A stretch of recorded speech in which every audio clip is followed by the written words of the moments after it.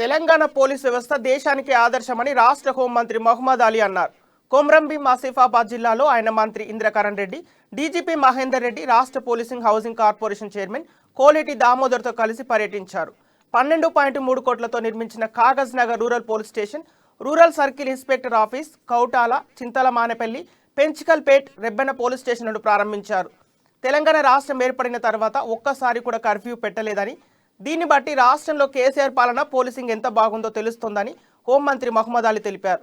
అదేవిధంగా అందవెల్లి పెద్దవాగు బ్రిడ్జి నిర్మాణంపై మంత్రి ఐకే రెడ్డి అధికారులతో మాట్లాడారు. కొత్త బ్రిడ్జి కోసం ప్రతిపాదనలు సిద్ధం చేయాలని, అవసరమైతే CM KCR, R&B minister Prashanth రెడ్డితో తాము మాట్లాడతామని తెలిపారు.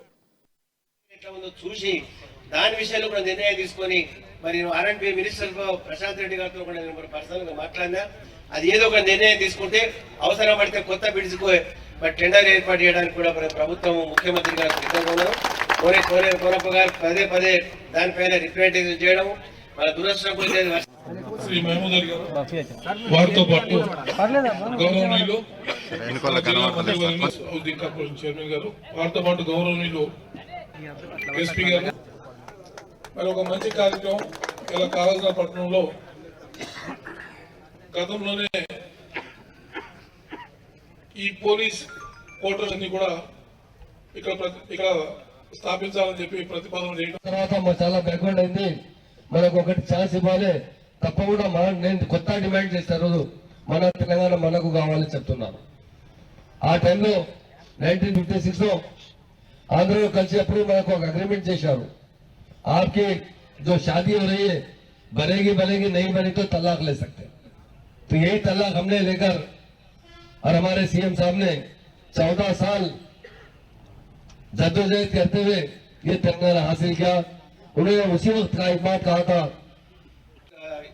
తీసుకురావడం జరిగింది. ఈ రిపేర్ పోలీస్ స్టేషన్ తర్వాత అందవెల్లి బ్రిడ్జ్ మరి ఉన్నటువంటి పరిస్థితులు, ఆ ఉన్న పిల్లర్స్ కూడా రాబో రోజుల్లో ఆగుతాయా పడిపోతాయా, దాని స్ట్రెంత్ ఎట్లా ఉందో చూసి దాని విషయంలో కూడా నిర్ణయం తీసుకొని మరి R&B మినిస్టర్ ప్రశాంత్ రెడ్డి గారితో కూడా నేను పర్సనల్ గా మాట్లాడినా, అది ఏదో ఒక నిర్ణయం తీసుకుంటే అవసరం పడితే కొత్త బ్రిడ్జ్కు మరి టెండర్ ఏర్పాటు చేయడానికి కూడా ప్రభుత్వం ముఖ్యమంత్రి గారు సిద్ధంగా ఉన్నారు. కోనప్ప గారు పదే దానిపైన రిప్రజెంటేషన్ చేయడం మన దురదృష్టం.